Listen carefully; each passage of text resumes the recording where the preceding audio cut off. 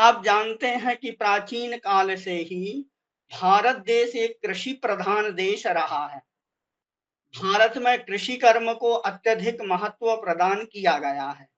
कृषि कर्म को लक्ष्य बनाकर हमारे भारतीय ऋषियों, महर्षियों एवं आचार्यों ने कृषि कर्म को उन्नत बनाने के लिए अनेक अनुसंधान कार्य किए हैं। कृषि कर्म के द्वारा अधिकाधिक अन्न उत्पादन किया जा सके, क्योंकि भारतीय ज्ञान परंपरा में हमारी देह का निर्माण अन्न से ही होता है। अन्न से ही होता है और अन्न वृष्टि के ऊपर आश्रित है। जैसा कि बृहद संहिता ग्रंथ में आचार्य वराहमिहिर जी कहते हैं कि अन्नम जगतः प्राणः प्राविट कालस्य चान्नमायत्तम यस्मात् अतः परीक्ष प्राविट काला प्रयत्नेनो। अर्थात संसार का प्राण अन्न है और अन्न वर्षा ऋतु के अधीन है, अतः यत्न पूर्वक वर्षा ऋतु की परीक्षा करनी चाहिए। इसलिए प्राचीन पाराशर आदि ऋषियों ने कृषि का मूल वृष्टि को माना और कहा कि यही वृष्टि जगत का पालन करने वाली है। वृष्टि ही जीवन का मूल है। वृष्टि है तो सब कुछ है। जैसा कि महर्षि पाराशर ने कृषि पाराशर में कहा है, वृष्टि मूला तु कृषि सर्वा वृष्टि मूलम तु जीवनम तस्माद आदौ प्रयत्नेनो वृष्टि ज्ञानम समाचरेत। इसी संदर्भ में भगवान श्री कृष्ण ने श्रीमद् भगवत गीता में कहा है कि अन्नात् भवन्ति भूतानि पर्जन्यात् अन्न संभवा यज्ञात् भवन्ति पर्जन्यो यज्ञ कर्म समुद्भवः। अन्न से ही भूत अर्थात प्राणियों का जीवन है। अन्न पर्जन्य से उत्पन्न होता है, पर्जन्य यज्ञ से उत्पन्न होता है और यज्ञ कर्म से समुद्भूत होता है। इसलिए भारतीय मनीषा ने सर्वप्रथम वृष्टि की प्रक्रिया को प्रतिपादित करते हुए भगवान मनु कहते हैं, आदित्या जायते वृष्टि, अर्थात सूर्य ही वृष्टि के मूल कारण है। वेदादि शास्त्रों में कहा है, जैसा कि ऋग्वेद संहिता में ऋषि कहते हैं कि अपाम नपस्ता सविता मुपातुहि तस्य व्रतान युमश्यति। अर्थात कैसा सविता, जल का ना पालन करने वाला, अर्थात जल को अपने ताप से बाष्प बनाने वाला, ऐसा सविता। वृष्टि की प्रक्रिया में भगवान वेदव्यास की दृष्टि सर्वदा भिन्न प्रतीत होती, जैसा कि वायु पुराण में प्रतिपादित करते हैं, आदित्य पीतम सूर्याग्नि सोमम संक्रमते जलम नाड़ी भर वायु का भीर लोकधानम प्रवर्तते। अर्थात सूर्य रश्मि से शोषित जल अंतरिक्ष में जाता है और चंद्र रश्मियों से संयोग से आर्द्रता को प्राप्त करके मेघ रूप को धारण करता है और यह मेघ वायु के घात से जल की वर्षा करते हैं, जिसे हमें जो वह वर्षा होती है। और भी इसमें बहुत वैदिक शास्त्रों में हमको वृष्टि की प्रक्रिया के बारे में प्राप्त होता है, लेकिन वर्तमान में वृष्टि की प्रक्रिया का विशद वर्णन वेदादि शास्त्रों में प्राप्त है। वर्तमान में वृष्टि के पूर्वानुमान का जो 72 घंटे पूर्व दिए जाते हैं, जिससे जनमानस की सुरक्षा तो हो जाती है, जनमानस की सुरक्षा हो जाती है, परंतु फसलों की सुरक्षा संभव नहीं हो पाती, जिसके फलस्वरूप कृषि की बहुत हानि होती है। जबकि भारतीय ज्योतिष शास्त्र के ग्रंथों में वर्णित वृष्टि के पूर्वानुमान एवं परीक्षण की विधियां एक संवत्सर पूर्व भावी वृष्टि की घोषणा कर देती हैं, जिसके साक्षी भारतीय पंचांगों में वृष्टि विषयक फलादेश हैं।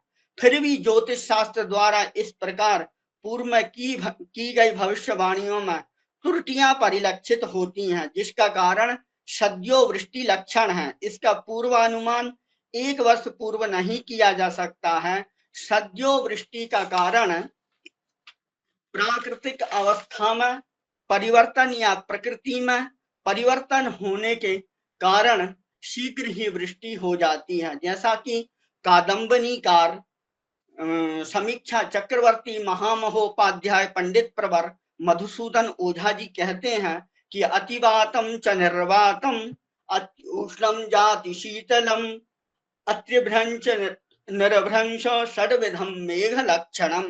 कहते हैं कि अतिवात अत्यधिक वायु चलने से, निर्वात वायु न चलने से, अत्यधिक गर्मी होने से, उष्णता होने से, चाति शीतलम अत्यधिक शीतलता होने से मेघों में इस प्रकृति में परिवर्तन आता है जिससे वृष्टि होती है। वो सद्यो वृष्टि का लक्षण आचार्य ने बहुत ही मार्मिक यहाँ प्रस्तुत किया है। वृष्टि काल में शीघ्र उत्पन्न वृष्टि लक्षण वृष्टि होने से पूर्व ही दिखाई देने लगते हैं। इस विषय पर प्राचीन आचार्यों ने अत्यधिक गवेषणाएं की हैं।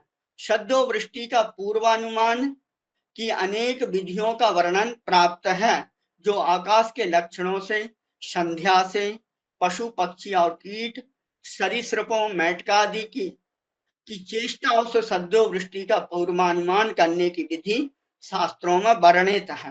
कादम्बनीकार समीक्षा चक्रवर्ती महामहोपाध्याय पंडित प्रवर मधुसूदन ओझा जी ने कादम्बनी ग्रंथ के विकार अध्याय में सूर्य किरणों से होने वाली सद्यो वृष्टि का विशद वर्णन किया है।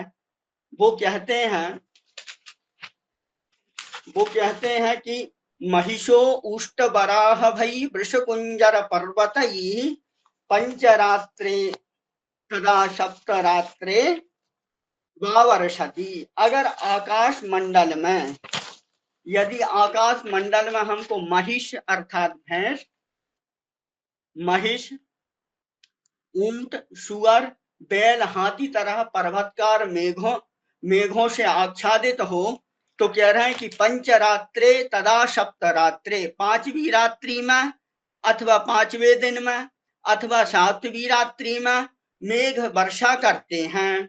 फिर कहते हैं ऐशान्याम ईदृशई मेघई रद्धरात्रेण वर्षति। अगर यही मेघ जैसे ऊपर लक्षण कहे गए हैं कि महिष, उष्ट, वराह इत्यादि अगर हमको आकाश मंडल में दिखाई देते हैं, और वह कहाँ दिखाई देते हैं, ईशान कोण में हमको दिखाई देते हैं, तो वह अर्धरात्रि में वर्षा करते हैं। अब कह रहा है कि उत्तरे यदि संध्यायाम दृश्यते गिरिमालिका तृतीय दिवसे तरी तत्रो वृष्टिर भविष्यति। अब कह रहे हैं वो कि यदि संध्या के समय उत्तर दिशा में गिरिमालिका पंक्ति पर्वत पंक्तियां दिखाई दें, गिरि पर्वत की पंक्तियां, पर्वत ही पर्वत हमको दिखाई दे, तो तृतीय दिवसे तीसरे दिवस में वृष्टि होती है। अब क्या है कि वायव्ये तादृशई मेघई, अब तादृश मेघई वैसे ही गिरिमालिकाएं अगर हमको वायव्य दिशा में दिखाई देती हैं, तो बात वृष्टि अहर्निशम, तो दिन और रात्रि में बात वायु के साथ वृष्टि होती है, वायु प्रवाह होता है और वृष्टि होती है। सप्ताहम व त्राहम वृष्टि पश्चिमे गिरिमालिका, अगर पश्चिम दिशा में पर्वत श्रृंखला दिखाई दे तो सप्ताहम 7 दिन तक या 3 दिन तक वृष्टि होती है। दक्षिणे तादृश मेघयो कोटि नार संप्रभई त्रात्रम पंचरात्रम व सप्तरात्रम प्रवर्षति। कह रहे हैं कि दक्षिण दिशा में भी वैसी ही मेघमाला दिखाई दे, या कोटि नार कंकनों से बनी हुई अच्छी दीवार हमको दिखाई दे, तो 3 रात्रि या 5 रात्रि और अथवा 7 रात्रि में वर्षा होती है। आग्नेयाम ईदृशई मेघई संध्या काले समुपस्थितई, आग्नेय कोण में वैसे ही मेघ संध्या काल में यदि उपस्थित हो जाते हैं, तस्यामेव ध्रुवम रात्रौ वर्षा भवति, तो शीघ्र ही वर्षा हो जाती है रात्रि में। सायं बहुपुट तुल्या केकी चास जपा शुकई जंतु भरगिरि भरवर्षन्ति न चिराद घनाः। अब यही बात वह कह रहे हैं कि संध्या के समय बहु वाले मेघ हों, वे मोर, चातक, जपा, लाल पुष्प, तोता, जल तंतु लहरा और पहाड़ों के समान हो तो उन मेघों से शीघ्र ही वर्षा हो जाती है। अब क्या है, वृष्टि बीरण गुल्फ माभैर मेघई शांतादि गुद्भवई सितई शितांतई शब्देनो भविदावरणम रवेह। वही बात वो कह रहा है कि शांत सूर्य से अप्रकाशित दिशा में उठे हुए बीरण गुल्फ आभा सफेद अथवा सफेद किनारों वाले मेघों के द्वारा दाहिनी ओर से यदि सूर्य का आच्छादन हो तो वृष्टि समझना चाहिए। अब कह रहा है,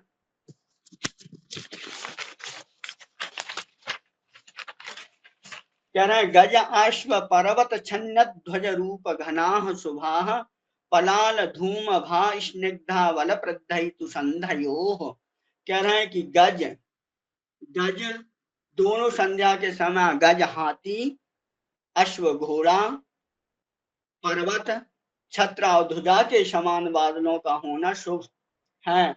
पलाल धूम वाले स्निग्ध बादल बल की वृद्धि करते हैं। फिर कह रहे हैं कि पुराकरा दुमाकारा खारुण्य विकासिना भवंती शुभधा मेघा संधयो सुविलंबिता।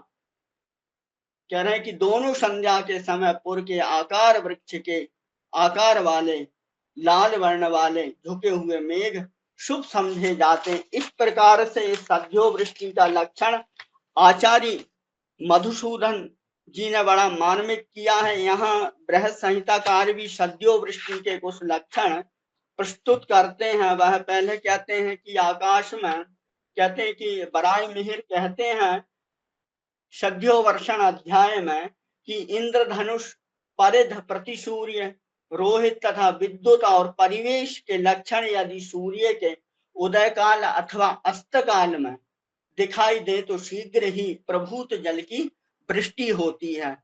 आकाश में अगर ऐसे लक्षण दिखाई देते हैं तो निश्चित ही शीघ्र वृष्टि होती है। वहां पर मयूर चित्र और भी आचार्य संध्या लक्षण के उसमें कहते हैं कि उद्योतिना प्रसन्ना ऋजवो दीर्घा प्रदक्षिणा। आचार्य कहते हैं संध्या काले स्निग्धा दंडटाणिन मत्स्य परधि परिवेशा स्वरपति चापैरावत रवि किरणाश्चासु वृष्टिकराः। कह रहे हैं संध्या काल में, सूर्य के अस्त काल में अथवा उदय काल में यदि दंड, हमको दंड की आकृति आकाश में दिखाई देती है, विद्युत दिखाई देती है, मत्स्य की आकृति दिखाई देती है, परिधि परिवेश अथवा इंद्रधनुष दिखाई देता है, ऐरावत आदि हाथी गजों का दिखाई देता है आदि लक्षण सूर्य की किरणों से ये सभी स्निग्ध हो, साफ हो तो निश्चित ही शीघ्र वर्षा होती है। निश्चित ही शीघ्र वर्षा। शुक्ल करा दिन करतो दिवादि मध्यांत गामिना स्निग्धा अभ्युच्छुन्ना ऋजवो वृष्टिकरास्ते तमोख्या।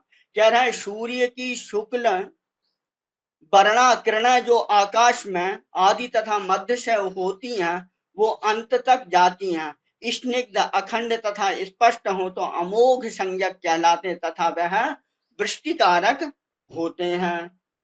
ऐसी वृष्टि को आचार्य ने बड़े ही सुंदर ढंग से शास्त्रों में प्रतिपादित किया है। ऐसे ही मयूर चित्रक भी अपने इसमें वृष्टि के कुछ लक्षणों को प्रतिपादित करते हुए कहते हैं प्राविट काले यदा सूर्यो मध्याह्ने दुसहो भवेत् तद्दिने वृष्टिदा प्रोक्ता दुत स्वर्ण समप्रभा।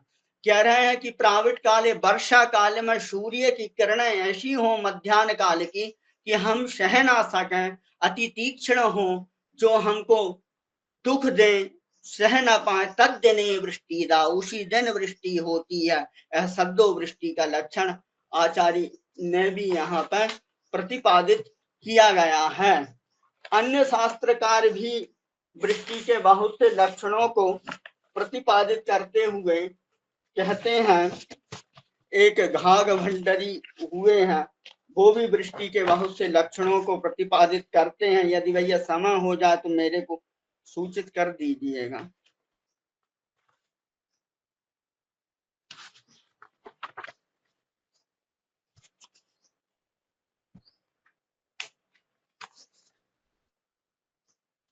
कादम्बनीकार ने अब वायु से प्रभावित, आकाश से प्रभावित अनेक प्रकार के लक्षणों से वायु को, वृष्टि को कहा है। जैसे कि यदि रात में मेघ की गर्जना हो, दिन में रुधिर के समान दंडाकार बिजली दे तथा पूर्व दिशा की ठंडी हवा चले तो वर्षा का आगमन होता है। यदि मेघ की कांति मयूर, तोता या नीलकंठ, चातक तथा कमल के समान हो तो मेघों की आकृति जलवर्त होती है, तो भी वृष्टि होती है। ऐसे अनेक सद्यो वृष्टि के लक्षण कादम्बनीकार और अन्य बृहत संहिताकार, नारद इत्यादि ने कहे गए हैं। लोक युक्तियों में भी हमें वृष्टि के, सद्यो वृष्टि के लक्षण प्राप्त होते हैं। जैसे कह रहे हैं कि शुक्रवारी बादरी रहे शनिचर छाए, हो तो भाजे भंडरी बिन वर्षे ना जाए। कह रहे हैं कि शुक्रवार को यदि बादल छाए रहें तो निश्चित ही शनिवार को वृष्टि होती है। यह घाघ भंडरी की लोकोक्तियां हैं।